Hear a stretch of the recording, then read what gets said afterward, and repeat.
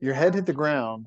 My ski, so I was trying to move out of the way for another person who's going down a black diamond, because the one I had, like, Oh, they cross. and my ski got caught on the other ski, and I like fell over, and, like, stuck on On your ski. Your ski got caught. Okay. There wasn't. yeah. And did you get out of the way? Yeah. That's good. He didn't even notice.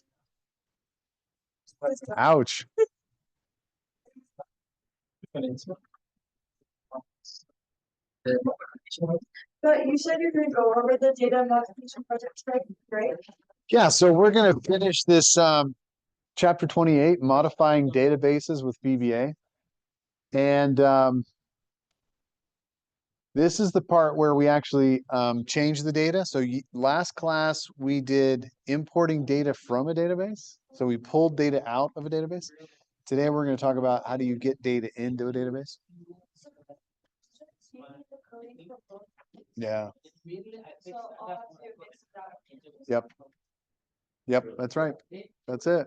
In fact, did I put the video? Yeah, video's here. I was just making sure I got the video here. Yeah. That's it. What do we have left? So we have the database modification project. We have the read a text file homework. And we have this last project, automating a web browser. And the final exam. So we basically have 1, 2, 3, 4 things left in this class. The final exam? Is it like an exam, or is it like this? The final exam is very much like the midterm, except it's just comprehensive. So the whole semester. So it's got conceptual questions, and then it's got coding examples and coding questions. Yeah, tutorial. No, I think I want to try it in the testing center, though. I've heard students love the testing center. Yeah. It's outer darkness. I can't be that bad. It's the testing center. It's probably the most spiritual building on campus. That's in the middle of your test that don't work. Like the mouse gets stuck. The mouse doesn't work right when they give you the laptop. And then people walk around and talk about like voices. And I'm just like, dude, shut up. Expensive. Huh. And they're the workers. Yeah, that sounds weird. Distracting things in that testing center. And it is great. That's too bad. I mean, would Proctorio. I enjoy life. It's true. They should at least close the windows or something. Say we do it just like What about, which one's worse, Proctorio or the testing center? Really? How about you practice? I don't know. I don't know if that gives. You could practice. I don't know if that gives people enough time though. We only have an hour and a half in here. There's not a class afterwards. I'm not sure. I think it's about the same. Yeah. Like 40 something questions. I'd rather you practice. If it's that. What's the final?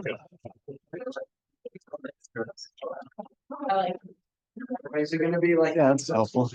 Yeah, let's like maybe cut it.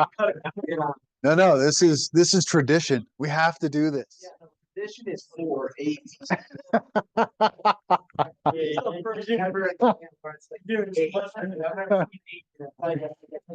That's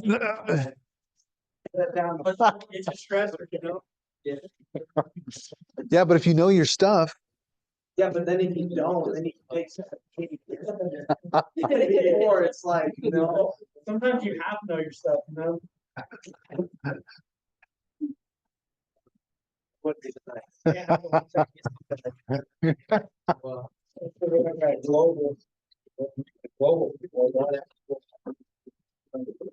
Global, whatever it was. Question and that was it. Yes. And then I got one right, and then the other one answered the exact same way. You got that wrong. All right. Well, I guess it's time to start. Let's do this.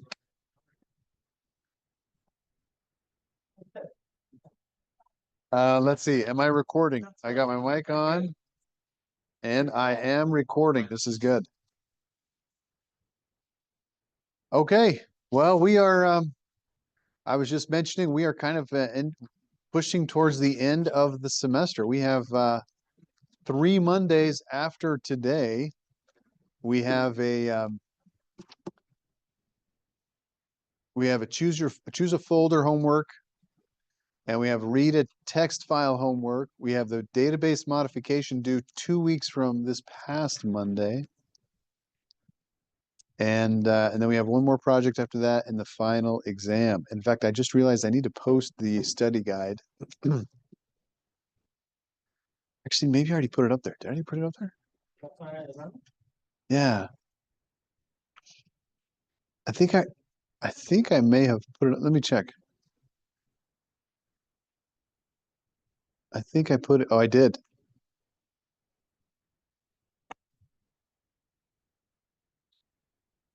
Perfect. Let's take a second and just review. Let me just give you a heads up on the final exam. Um,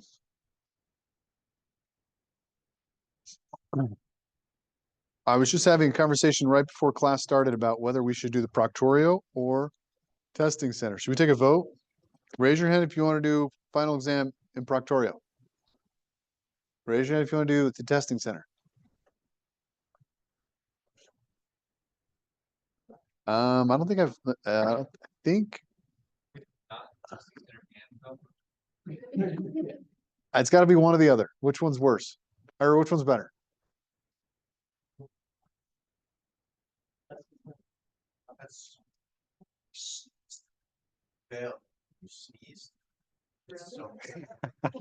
You must have a really loud sneeze.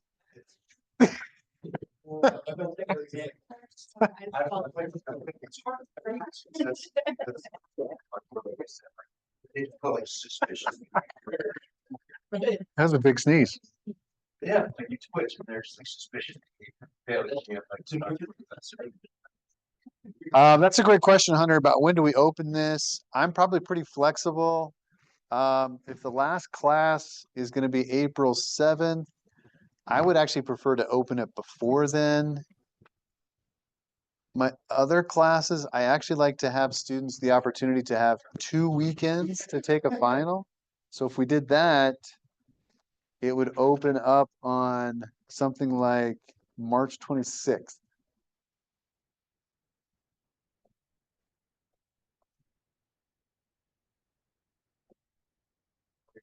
I can't remember exactly, but it's similar to the midterm, 40 something.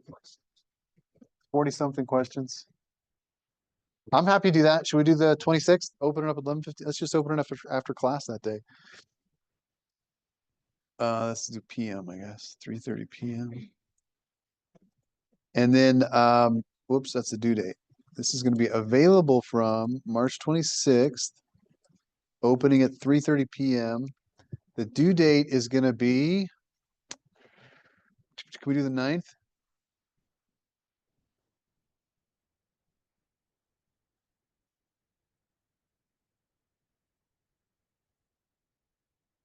So April 9th would be last day of classes. Well, I guess class is over Tuesday. I could do the 9th or 10th. Does it make a big difference? Okay, I'll do the 9th. 13. I'll do the 9th. I have had students that have delayed it and don't delay it. Yeah, exactly. Okay, so we'll do open the 26th, closes on the 9th. And the final exam is entirely multiple choice, very similar to the midterm. It is cumulative. So any topic from the term, whole semester, is fair game. This study guide picks up where the midterm left off. You may also want to review the midterm study guide in preparation for the final. Following is a list of topics that you should know, in addition to what I expect you to know for the midterm, right? So again, this is in addition to the midterm. Most are taken from specific sections of the textbook, and here they are. Chapter 15, 19, 22. Here's some code examples. Error traps. 24, 26, and 27. We've covered most of these things. Let's see. Except 27. We haven't done 27. I actually think maybe we've covered most of this besides 27. Yeah, that's actually pretty good. Chris, did you have a question? Yeah, is there a way to go back through? I don't think I've found it. To go to the midterm and find the right answer, so we got wrong. Is there a way to check our answers from the previous? I don't think there is. Can you see it on Lambs? Or does it just give you the score? Or no, sorry, not Lambs. It was on Canvas. Mother chemistry shows the right. That's what we found. I don't think it does. Nope. So the question is no. I mean, the answer is no. We learned some of it, yeah. Yeah, that's recorded. That's I think I took that part out. Because they were reworking it. Students were reworking it. That's a good question. Do I still have it? I don't think I do. I think it's gone.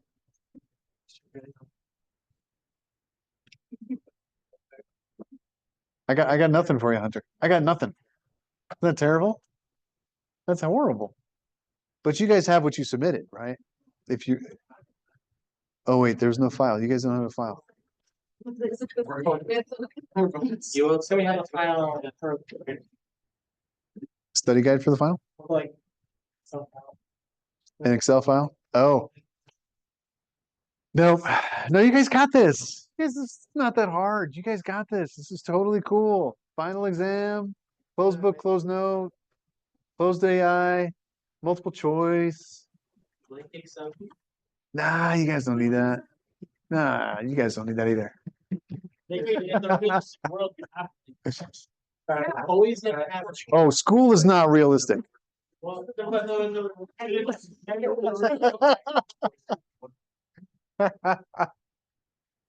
Yeah, we talked about that earlier too. These guys, I was telling them it's tradition.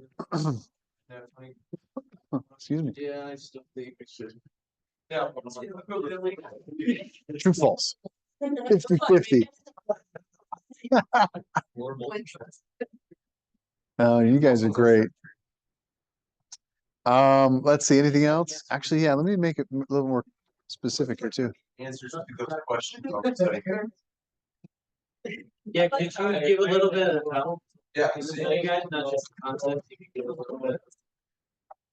Close Excel? Close every, what, I think that close. Further down. Really, before you get carried away, at least Excel, open Excel is fine. Let's talk.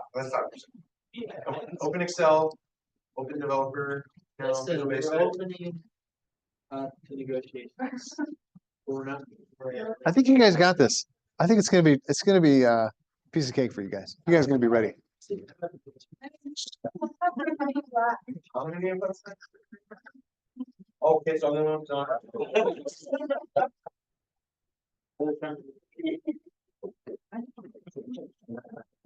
You guys got this.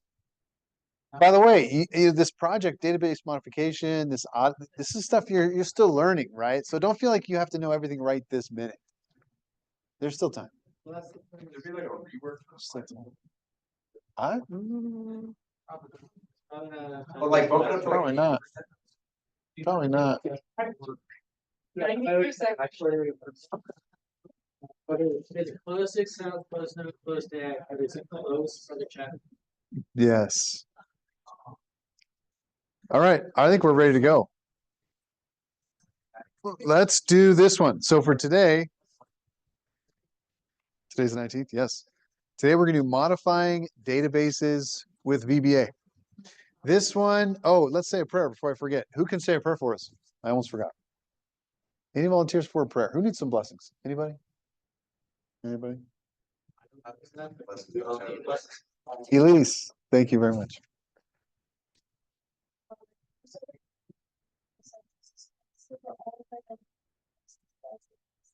So this. They mentioned they just like trying to help us with the project. Amen. Perfect. Okay, great. So I'm going to go to modifying databases with VBA. A couple of things here. Oh dear. We have an online query. We talked about this last time a little bit. This is an interface. This is the user interface into the database. And we can run SQL statements here directly from the website. Oh, good question, Justice. Yes. Got it. Got it. Well, I am recording. We are good.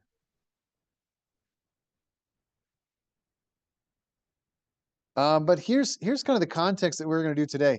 So for today, imagine you are in an interview and they give you an Excel workbook and they say, do this task. Anybody done that? Anybody done an Excel test as part of the interview process? I don't know if it's right there and they watch you, but sometimes they send it to you beforehand and they say, do it. We'll give you 24 hours and do it over 24 hours. In this particular situation, what we're going to do, let me go ahead and download this DB file, DB write file. In this situation, we're going to build some code that allows us to record every change that a user makes to a worksheet. And it's going to record it into a SQL database. How about that? So every change, meaning if you click on a cell, if you type something in, let's say I type in a number, and I type in another number over here, that every change that I make gets recorded into a database. And the idea is to see not just the end result that somebody produces, but how they go about producing this result. So that's kind of the context for today is we're going to take any change that somebody makes on this workbook and input it into a database. Almost real time. Like every time they make a change, we're going to put it into a database, which is pretty cool. And we're going to track that. It seems a little bit spooky, almost Big Brother-ish. But that's the context. So if we go into our code, and let's see, this top part reminds us, there's a couple of reminders here. One is, in order to make this work, we need to have a reference to the active data objects database library. So we need to come up here to Tools, References, and we need to make sure that when we scroll down to, let's see, what was it? Microsoft ActiveX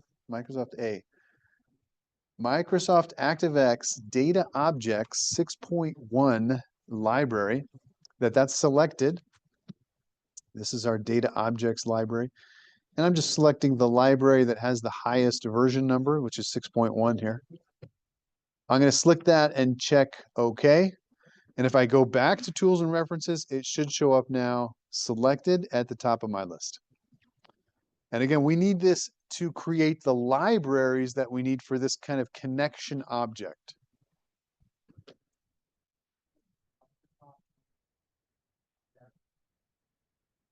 Microsoft ActiveX Data Objects 6.1 library. Yep, that's it. And in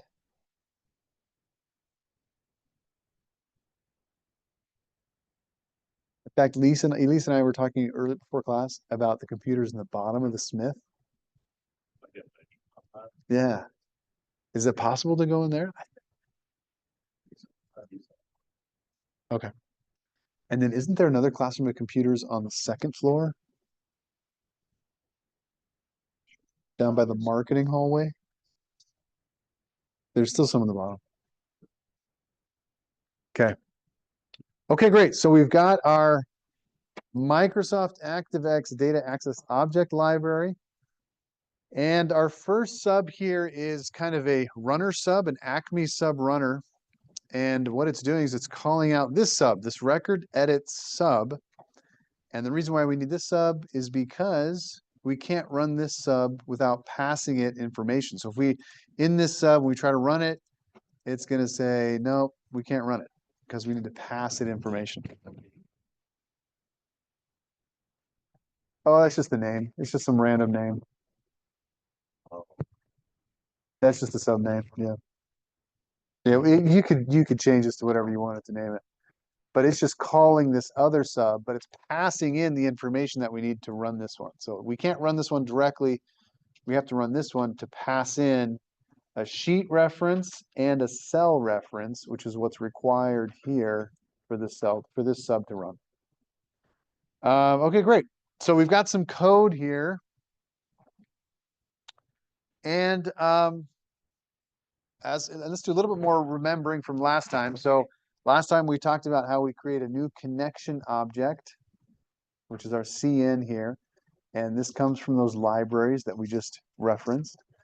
And then we create two strings. We have a connection string, which is the information that allows us to connect. It stores it in a string. And then we have our SQL statement. So here is our SQL statement down here. And this is an insert statement. So this is saying we are going to insert these values into this table. Insert into work log. Work log is the name of the table inside the database. And these are different fields inside of the work log table. So we're telling it what table to put the data into and which fields to add the data into. These are the names of the fields. And then the second half of this SQL statement is this values, which is this is the information that we want to put in to each one of these fields. Is how that works. So this is the SQL insert statement. And if you've taken Brother Barron's SQL class, you will be familiar with this insert statement. You took an intro to databases. Good. Great. Okay, good. I've got this one commented out up here. This is connecting directly to an MS Access database. We'll come back to that later on today. So for now, we're going to connect to this server. Last time, same server as last time. Last class, we connected to this server called colonialbakehouse.com with a specific username and a specific password. And it took me years to figure out what that password really means. Can you guys see that sooner than I did? How did you get that so fast?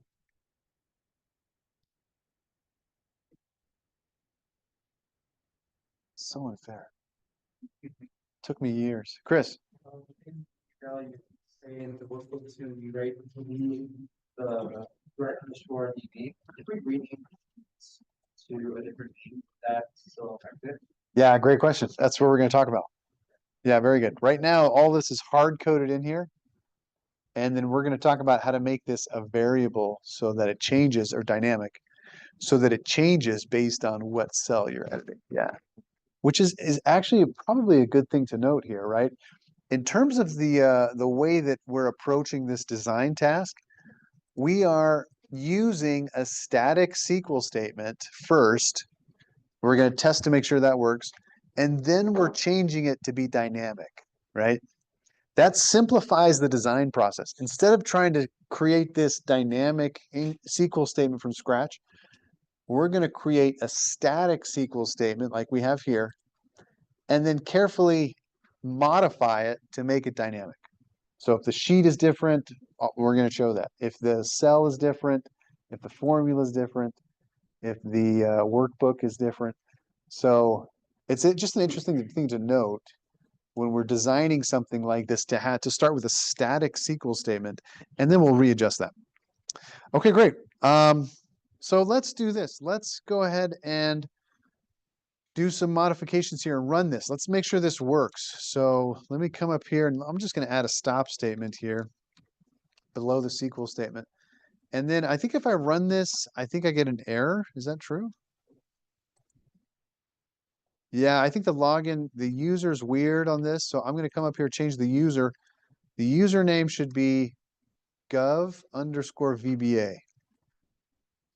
So replace the username that you have with gov_VBA, and then it should work. So then I can run it again.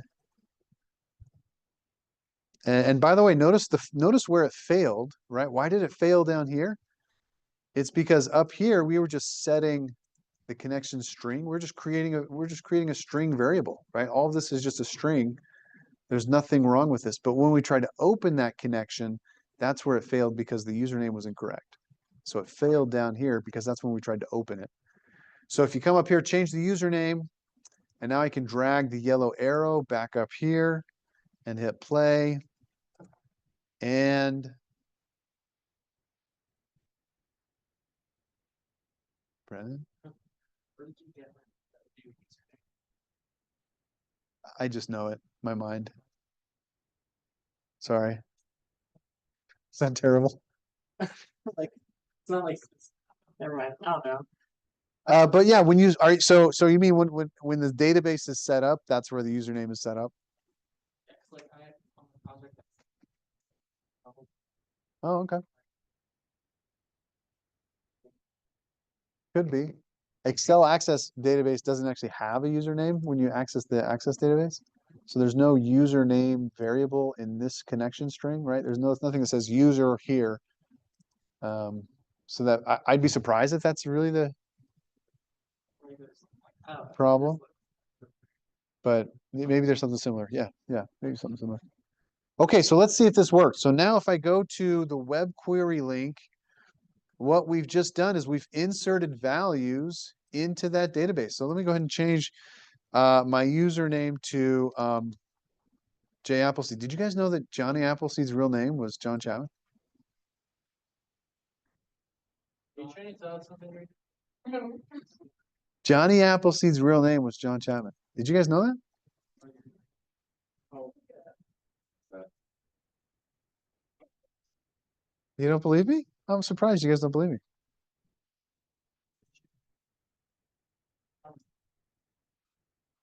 Born John Chapman. Look at that. yeah. So I'm famous. You made that work.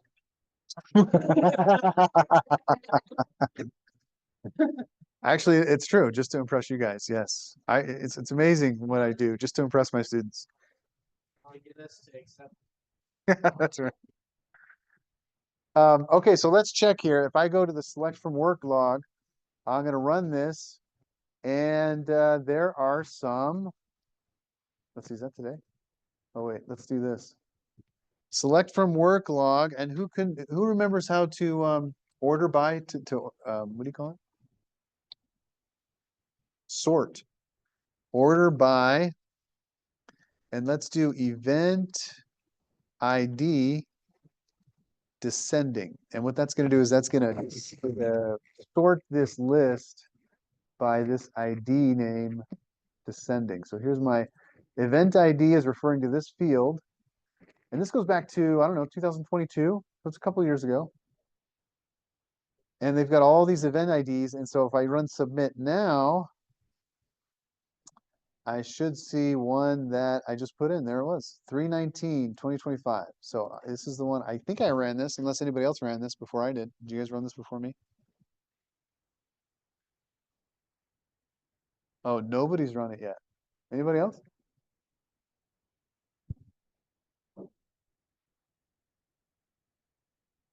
Okay, let me run this again with Johnny Appleseed. So if I change my username to J Appleseed and I run this again, Acme sub runner, because that's the one that I have to run this. And let's check to see inside the database. There's my J Appleseed. We got it. Oh, okay, I think somebody else ran it too. Okay, so this worked. Basically, we're saying this works. We can connect to the server. We can insert data into the server and we can check to see if it works right here. Works right here. Okay, very good. Let's do a neighbor check. Neighbor, I submitted this and it works. Put in your own username there so you can tell.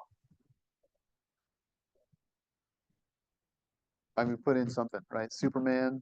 I don't know. Who's your superhero of choice besides Johnny Appleseed? Either.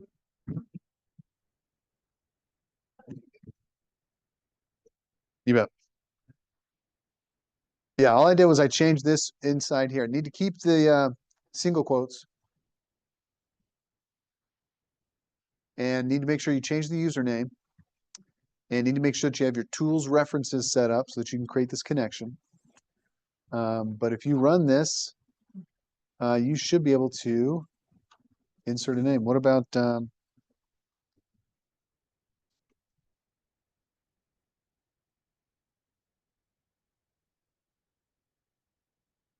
Harry the Platypus? Now we're talking. Branch. J Apple Seeds. Oh, nice. Okay, great. We're getting some people in there. Let me just take a second, make sure we can do this. Who can't do this yet? This is probably helpful to figure out how to do this. Because this is how we're going to check to get information in. What does yours say? I put mine as G money. Oh, it doesn't like that username? Do you get any error?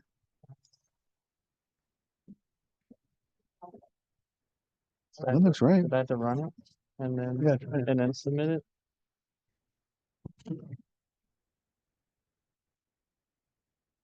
Not there yet.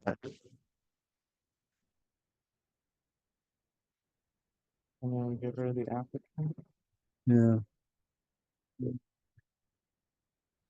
order by Yep. And then DESC. That's it. See how and that then works. submit. I don't see it. Let's go back to your code. Nothing to do. Insert into workload. Values. Oh, this is correct. Your driver. And you got your tools references set up? Yeah, I would have given us.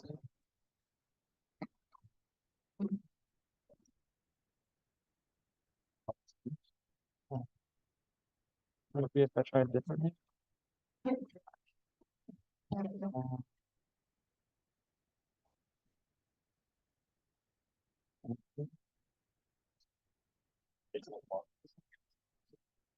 So I have to take out the stop?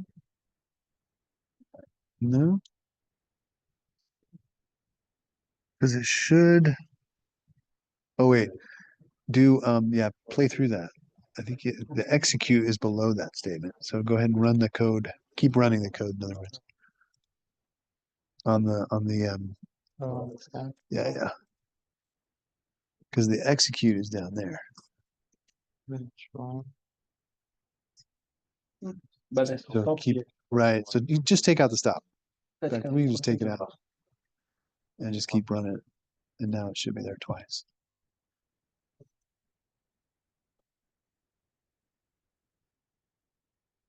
There's three. Got it. One more piece of ice coming. Did it work? When I tried to run, I Yeah. came up from here. Yeah, run this one up there to run this. So click on stop. Yeah. And then run this. Yeah. Okay, you got it. Tools references. Yep. Oh, sorry. You have to stop running. Yeah.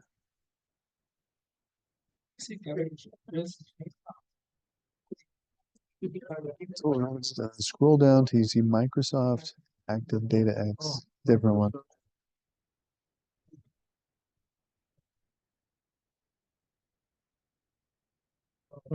Yeah, that's that 6.1 library at the very bottom. Click on that one.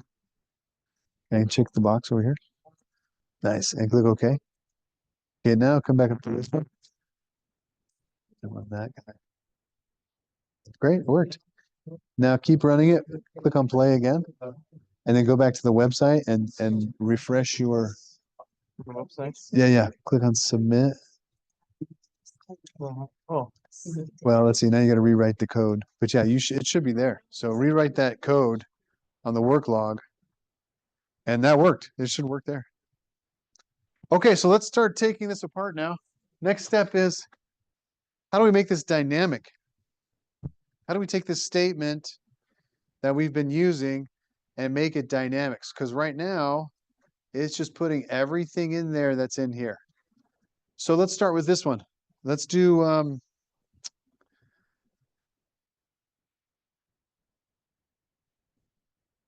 let's do this. We're going to replace this name with, it's almost like our own variable. So I'm going to delete this and I'm going to type in capital sheet inside of hard brackets.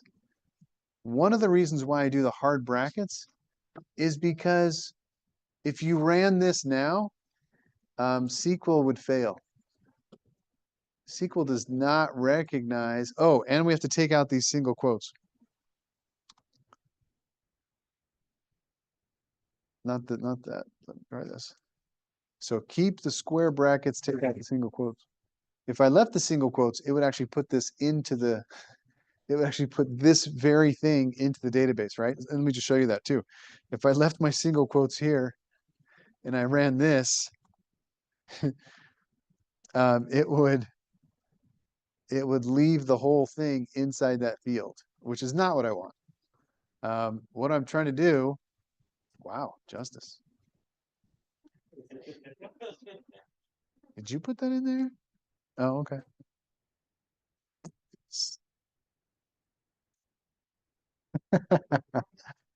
So we have to take these single quotes out. And what we're going to do is we're going to create a statement that says replace. So we're going to say the SQL, take that SQL statement, but replace inside that SQL statement, replace sheet with something else, right? I'm using double quotes here. And what I'm going to say is replace it with this. And one of the things that's required by SQL to work is I do need a single quote here, but I'm going to put that single quote down here in this replacement statement. And here's what the single,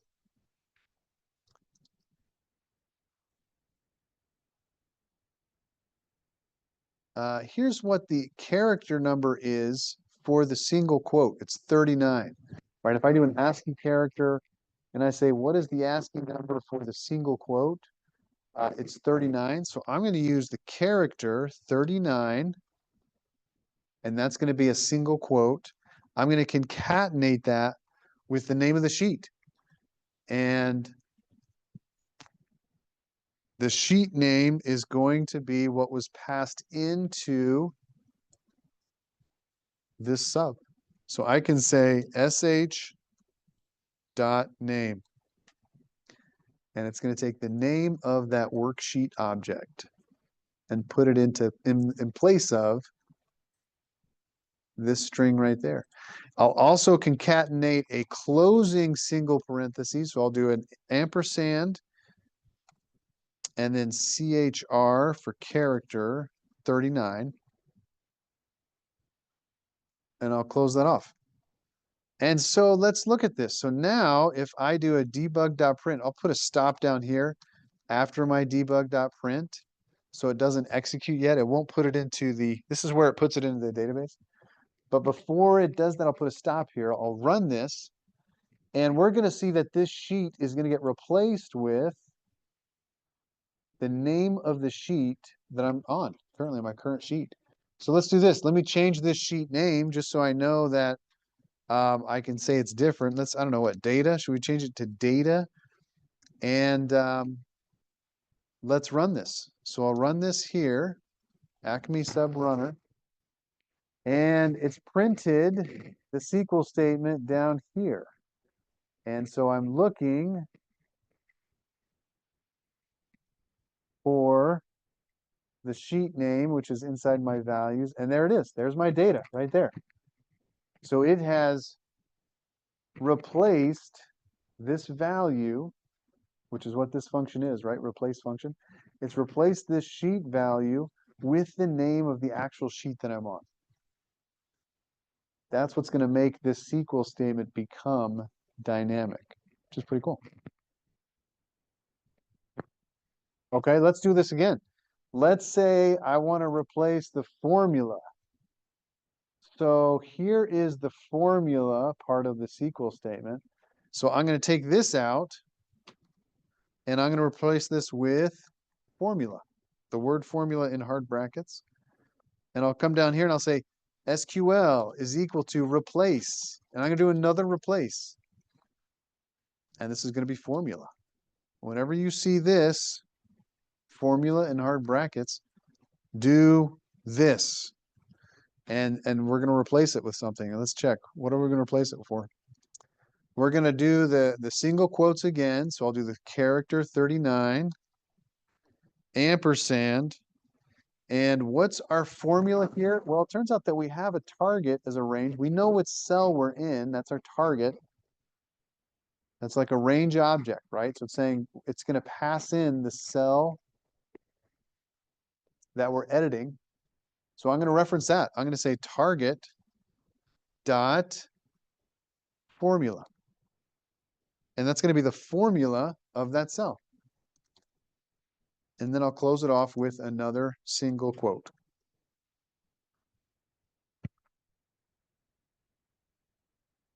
And let's run this.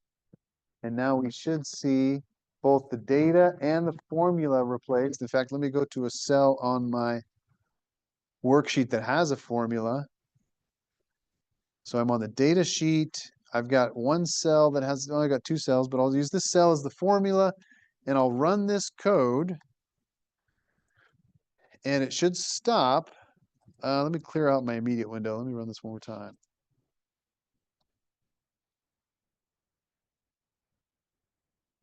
And this is our SQL statement. So it's printing our SQL statement. Here are the values inside that SQL statement.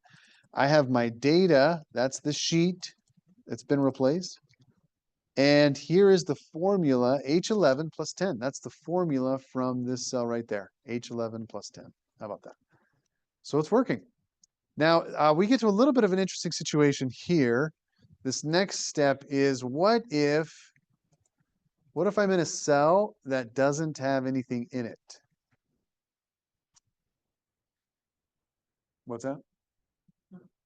Yeah, good question. And in databases, that's a little bit of a weird thing. It's kind of something you want to avoid. And let me show you why. So if I run this now, I'm on a blank cell on my data sheet. I'm going to run my code. I'll run it. And I'm just going to go ahead and run it all the way through. So it executes. If I go back to the server,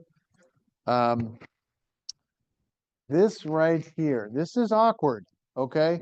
The reason why this is awkward here is because in the database world, there's a difference between an empty string and no value at all, right? Branch, do you guys cover this in the class? Maybe you do. Right now it's blank, but unfortunately in the database world, you never want to put a blank value into a cell in a database. What you'd rather do is put in the word null. You'd rather put in the word null because null means there's no data. A blank can be very, very deceiving in a database. And so it's very important to keep track of what's null when there's no data versus a blank that actually is data but not null. So it's very confusing. This is actually blank, and this is the kind of things you want to avoid when you're putting into a database. So it's better if there's nothing in the cell to put in the actual word null, it turns out. So let's do this. Let's change this second SQL statement, and let's do an if statement. If target.formula is equal to blank, then let's do something. And then else, let's do something else. So if it's blank then let's do a replace where we put in the word null. Does that make sense? So we'll do replace SQL, and again, we'll look for the formula, but we're going to replace that with null, which is kind of a recognized value that says there is nothing in there, but it'll show null once we do this in the database. It won't be blank like this. This is kind of just blank. There's nothing there, but that's actually still a value. But if it's null here, when we insert it, it's going to come out here and say null. So this is if it's blank, if the formula is blank, then put in null into the database. Else, we can put in this. So if it's not null, then we'll actually take the formula and put that in there. And then we'll need an end statement here for our end if. End if. So let's run this. And now we should see, depending on if the formula is blank, either a null or the actual formula there. So let me move myself to this. I've got a blank cell, and let me run this, and we should see null in the database. So here's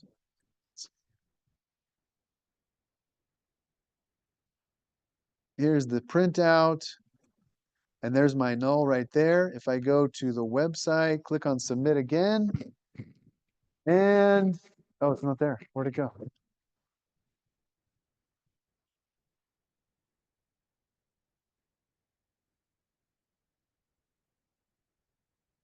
If target formula is blank, then replace formula. I spelled it right? And null. Else target formula. Let's see, did it run?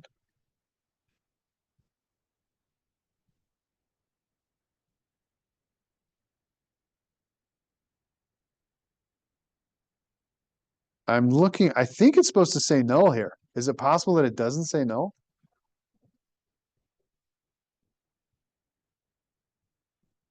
Let's do this. If I run it here, and then I can run this statement, which has the null, and I can put it up here.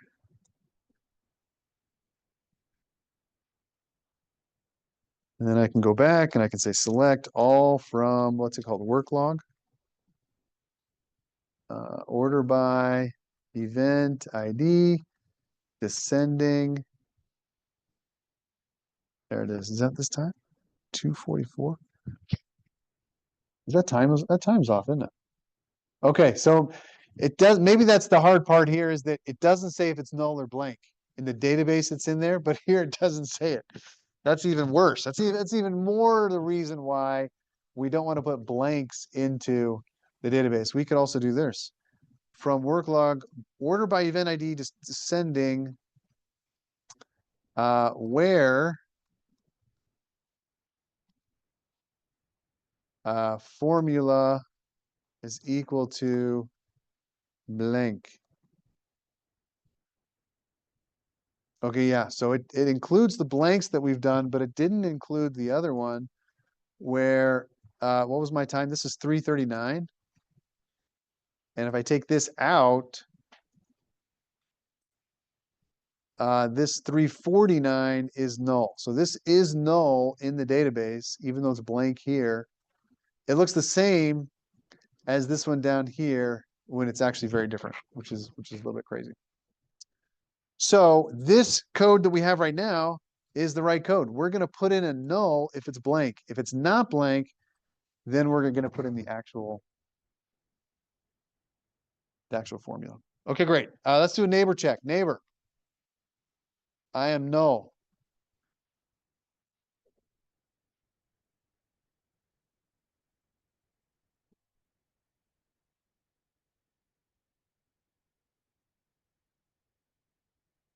So why wouldn't we just put why would we just put that into this statement? This or this?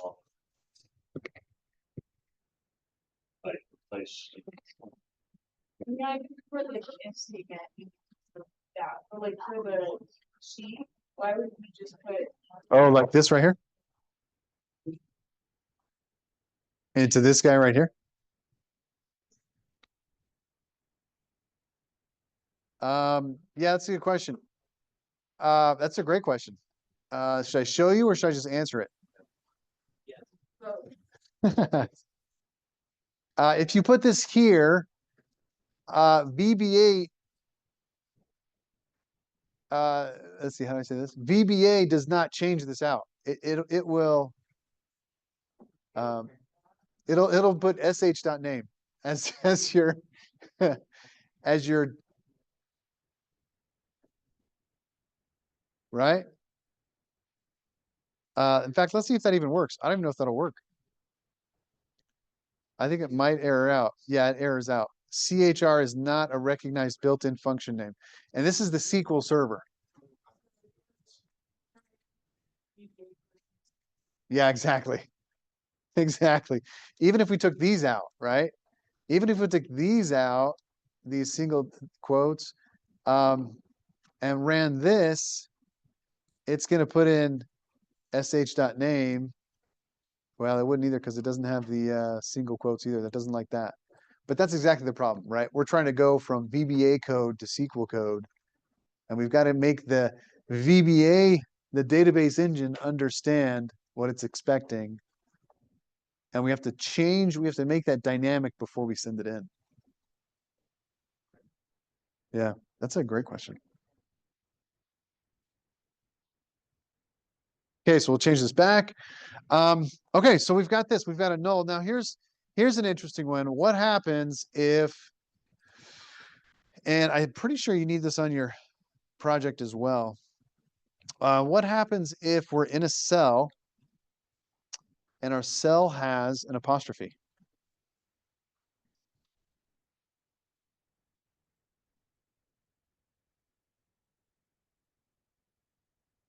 So if we have an apostrophe inside of a cell,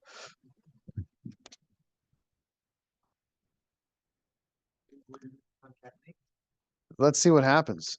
Let me comment this out. Let's run this guy. It gives us an error. Incorrect syntax near S. And what's happening here is you can probably see it better if we're down here. Here is the data that we were sending to the SQL server, right?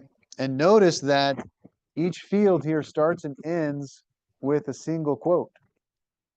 And that's how SQL Server knows, okay, yeah, this is the value you want to put into the username. This is what you want for the workbook. This is what you want for the sheet name. This is what you want for the cell name. This is what you want for the cell value, and it stops right there. It sees that single quote, and it says, okay, this is what you want for that. But, and then it gets to this S, and it's like, wait, I was expecting a comma, not an S. It's assuming that we're moving to the next value. So this single quote throws off the database engine. It's like, I don't know what to do with this. There's supposed to be a comma after this, after the single quote. But that's actually part of what's inside the cell. So it gets a little bit messy, but what we have to do is we have to account for if there's going to be a single quote in the cell, we have to make sure that the VBA server doesn't get confused and say, oh, this is all part of the same formula. And what we're going to do is we're going to create, well, let me show you what we have to do in that case. It turns out that the way to do this is like this. Let me show you the hard way to do it, and then we'll build a function. So maybe just follow along for a second. So when we replace this with formula,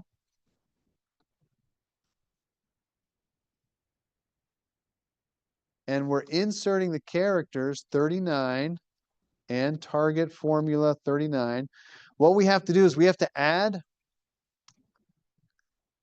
another set of single quotes. And that's why it gets a little bit messy. So after this first single quote, we're going to say, give me another single quote. And then do the target formula, target.formula. And then do one single quote. And then do another single quote. And what we're doing here is because it's two single quotes right after each other, that's how we're going to overcome this idea of avoiding this error. So if the server sees two single quotes, then it's like, oh, we're not really done with this cell. We're just saying it's one single quote. That's how the server recognizes one single quote, is if it's double. A little bit crazy. So we've got to add that to the code. So the way we'll do this, let's make this a little bit more simplified then, is let's create a function.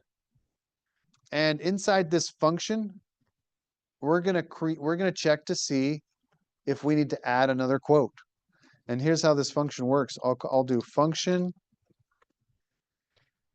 prep SQL value.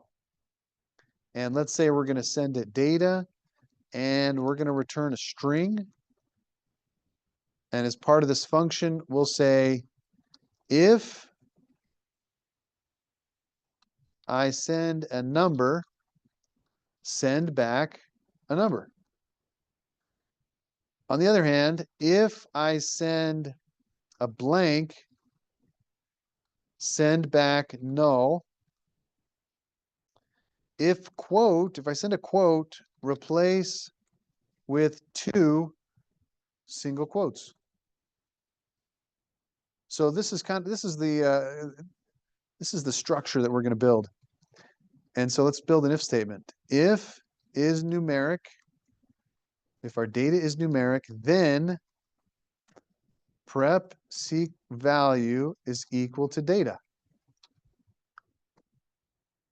Else if data is equal to blank, it's like it's the empty string there, then prep seek value is equal to null. We'll send it back a null. Else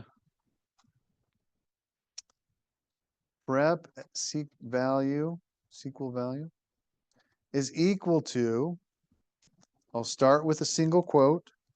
I'll concatenate it with the replace function, which is the data. This is the data. And then we're going to replace it with, we're going to place that one single quote in that data with two single quotes.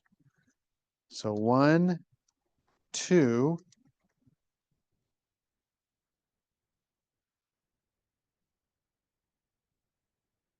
And we're going to put all of that inside another single quote. How about that? That gets pretty messy.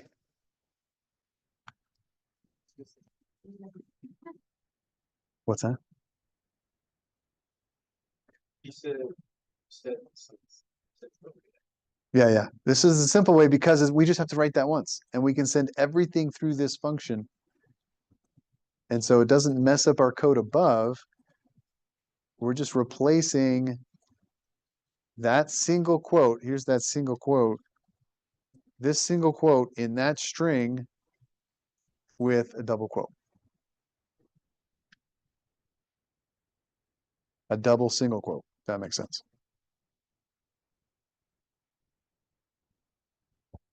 Okay, so yeah, it's a little hard to get all that in there. What's that? Yeah, we need that too. Thank you.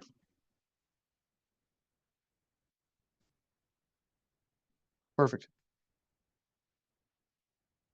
Okay, so now that we have this function built, we can use this function up here above. So now we can take out this entire if statement. Let's just make this really easy, shall we? We've basically put this if statement back down into the function. So we can take out the entire if statement, and we can say, let's just take out this one, and then I can make some adjustments here. If I keep this SQL statement. We're going to say SQL replace, and this is what we're going to look for to replace. If we find it, we're going to do prep SQL value target.formula.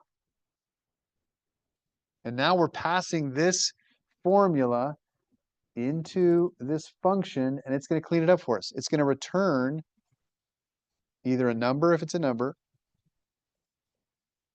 It's going to return null if it's blank. And then if there's single quotes, it's going to return double quotes. Question?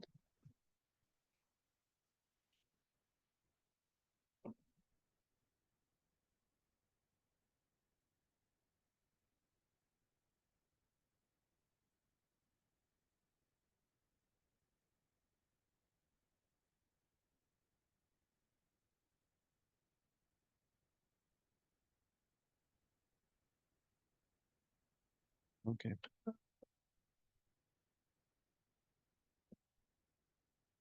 All right, let's see if we can finish this before we're done.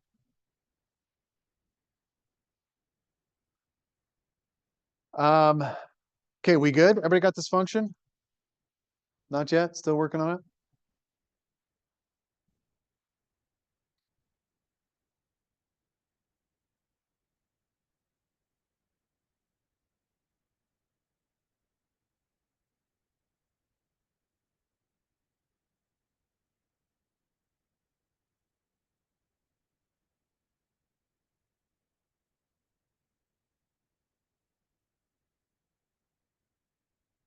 Okay, great.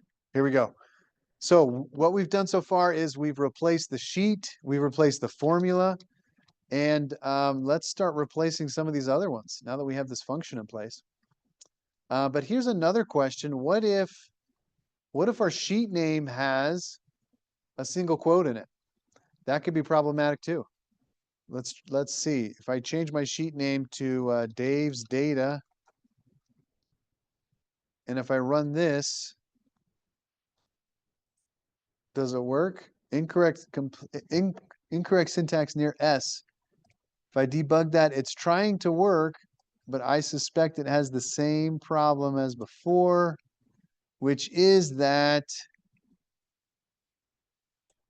Dave's Data right here. So again, the VBA database engine is expecting that this is one value, open single quote, close single quote. It's expecting a comma right there at that S. And so the error message it says is, I got a problem with this S. I need a comma. And so again, we have to run this same function on our sheet name as well. So let's copy this function name here, and we'll run that here for the sheet name.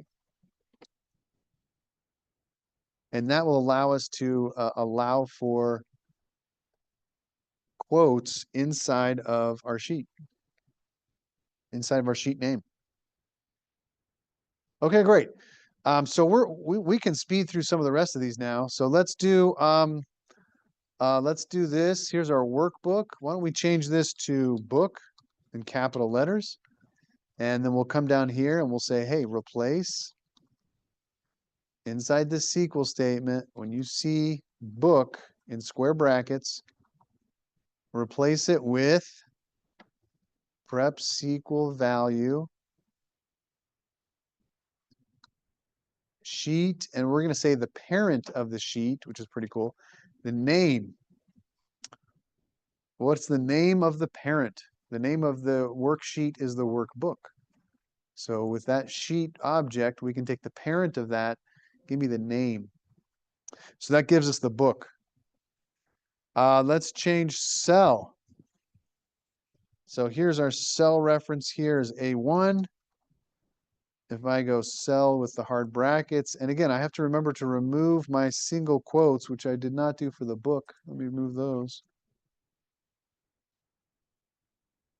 I've got book, sheet, cell, formula. In fact, let me put this in order down here too, just for ease of readability maybe. Book, sheet, cell. So SQL is equal to replace SQL. And we're replacing, this is going to be the cell.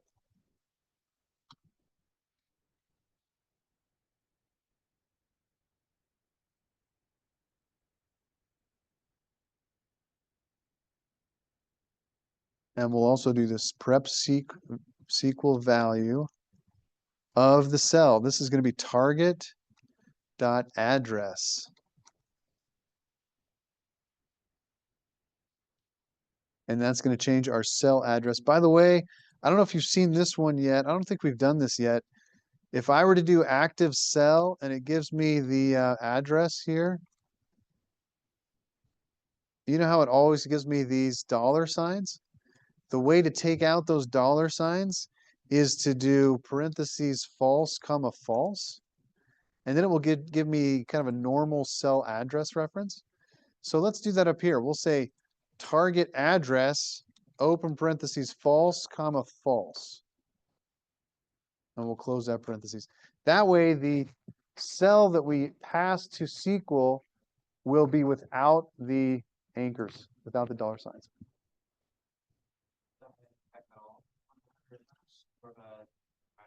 I think that's more formatting. Yeah. We could put dollar signs in there. I don't think that would affect it. Yeah. Just formatting.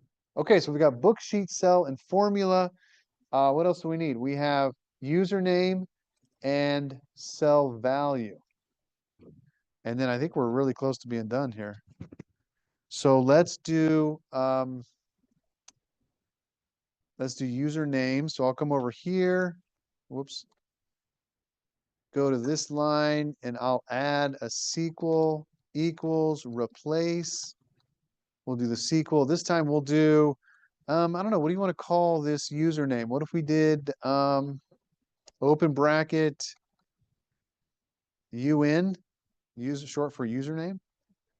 So we could do, when we're replacing that, we could do UN square brackets. And again, we'll do prep SQL value.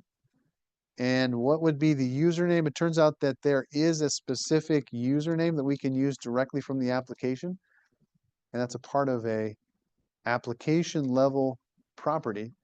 So in parentheses would be prep SQL value, open parentheses, application dot username. I think we might have done this before. If I type that into my immediate window, it gives me what my username is based on the Excel application, Chapman, John. Okay, we're doing pretty good. We have a username, we have a book, we have a sheet, we have a formula or cell and a formula. Last thing here we need is the actual value. So let's take out this 100. We'll replace that with value. And we'll create one more SQL replace statement down here. SQL equals, whoa, SQL equals replace. And then we're going to look for value in square brackets. We'll send it to prep SQL value. And we'll send target dot value. Okay, whew, not bad. So let's make sure this works. I'll come over to my Excel. I'll type in, I'll click on this cell with the apostrophe, and I'll run this Acme sub runner.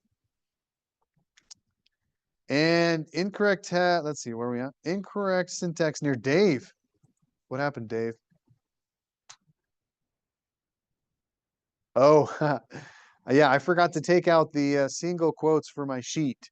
So now that we're sending this to prep SQL value function, I don't need the character 39 before or after. So I can take those out.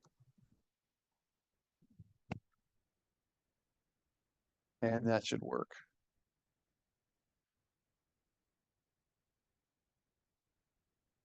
Let's try this. There we go. So I think that worked. I'll go back over here, click on submit, see what we got. John Chapman, there's Dave's data, cell F5, John's cell, that was the formula and the value. Nice, Lego Batman. Cody's truck. Okay, great. A couple more things and then we are all done. One is there's a way to run this code when any change is made to the workbook. And the way to do that is if we come over here to this workbook. And this is why we have these objects over here in the project library. most of the coding we've done so far this semester is in modules. This one's going to be in this workbook. So if I double click on this workbook, it takes me to a blank coding sheet. And then over here, let's see, where is it? If I click on workbook first, on the left of this drop-down menu, right here above the option explicit, that will provide another menu over here on the right. So if I open that menu up, there's one called, let me make sure I get this right. Is it sheet change? Yeah, sheet change. You want to select that. And that's going to open up a new sub called workbook sheet change. And this is where we're going to put some code that will run the code that we just wrote. We can take this one out. We don't need the workbook open. So what I did was I clicked on this workbook, go back to this workbook, click on that one, and then come up here to the general where it says general, click on workbook first, and then that will open up the menu on the top right and click on sheet change. A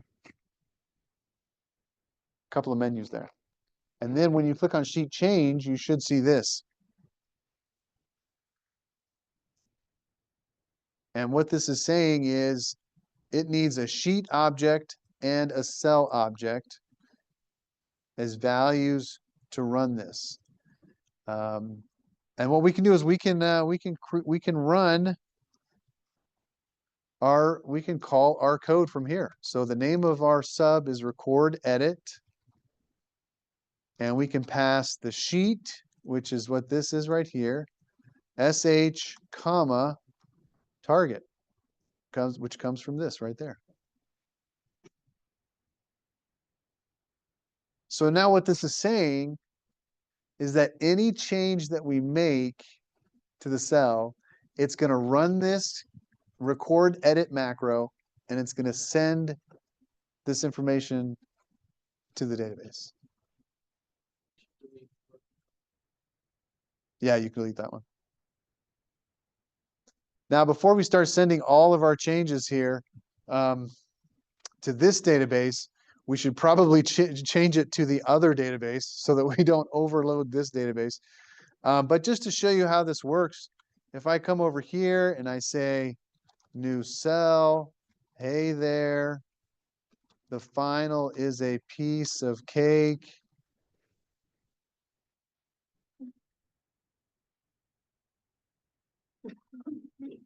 You said that for the midterm. All of these changes are now in the database forevermore. How about that?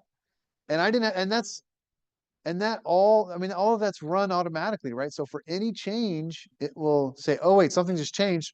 Run this record edit, and it's sending it to Jared. What happened?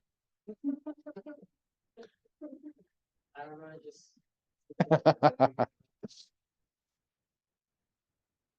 I was testing my coding.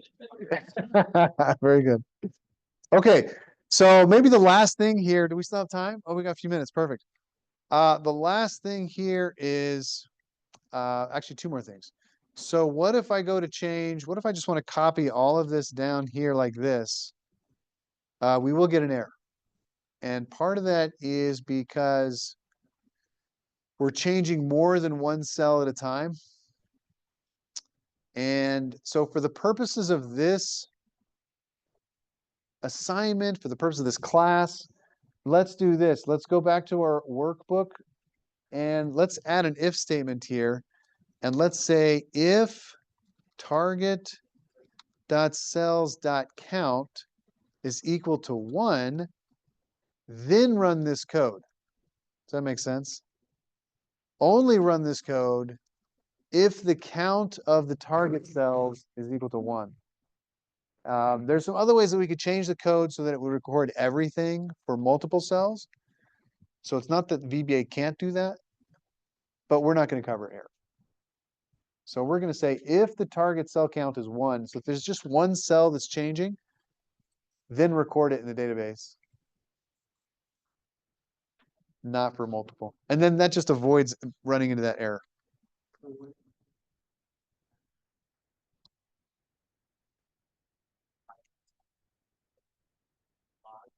That's right. In this case, that's right. That's right. I'm not saying that's how companies do it. I'm just, in this case, that's true. Yeah, there are, if companies are this sophisticated tracking you on your interview, then they're probably going to track you for multiple cells, would be my guess. But who knows? Who knows? Okay, I think there's one more thing to do.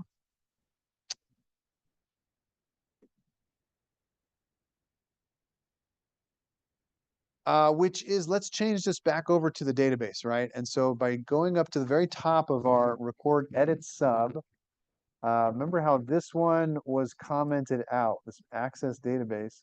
So what we need to do here is, first of all, we need to make sure that we have this database downloaded, the work log database downloaded. That's also from the class link right here, work log ACCDB. I'm going to download that to the same folder as the file that I'm working in, this DB write file. I'm not sure about OneDrive. It might work, but it may not work. I don't know. It's 50% chance, one way or the other. But I just got to make sure that that work log database is in the same folder as my Excel file that I'm working on. And we're going to put this right into that Access database instead of going online, which is pretty cool. What we need to do is we need to comment out the MS SQL Server connection string. So I just commented that out. And uncomment out the MS Access, Microsoft Access database connection string. So all we've done is change our connection string. By the way, I think we might need to unblock our database. Is that true? If I go to right click, yeah. So if you right click your database and do unblock, that will allow us to access it. If we double click on the database, open it up, we should see the work log table, and there's nothing in there. So right now, there's nothing in the work log table. So now if I go back to my code, let's see, is there anything else we need to change? Let's try it. If I go back to my Excel sheet and just start making some changes, change this, change 2, change 3, change 4, change 5.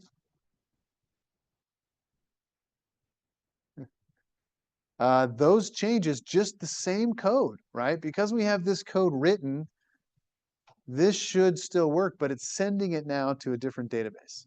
So if I go back into my Access database, I think I have to open this back up. It's not real time. There are the changes right there in the database. Boom, boom, boom, boom, boom, boom, boom. We did it. Yeah, right? We did it, which is pretty exciting. So this is going to be stuff that's very helpful for the project. I think that's it. Is there anything else that I need to make sure we cover here?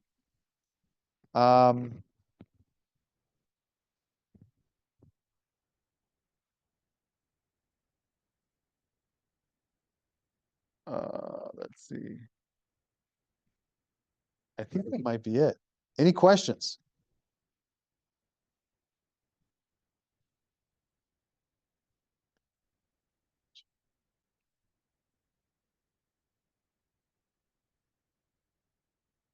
Okay, I think we're pretty close. We got a few more minutes, please, Jared. I'm sorry. Oh, this one. Oh, did you put something else in there? This guy.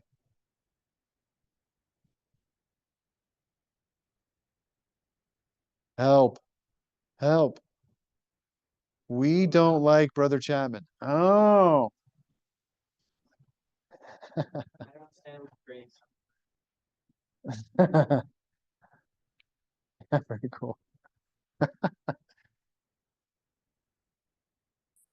E18. Okay, good. Great job. Any other questions? Any other comments? You want me to come look? Sure, I can come look. If there's no other comments, then I'll just say, hey, let's dismiss class and we can. Where to? Up or down?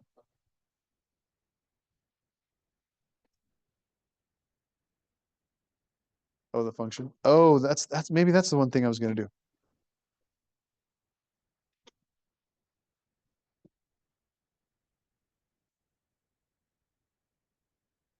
Yeah, maybe there's a better way to write this function. Let me write another version of this function real quick. Can I do that?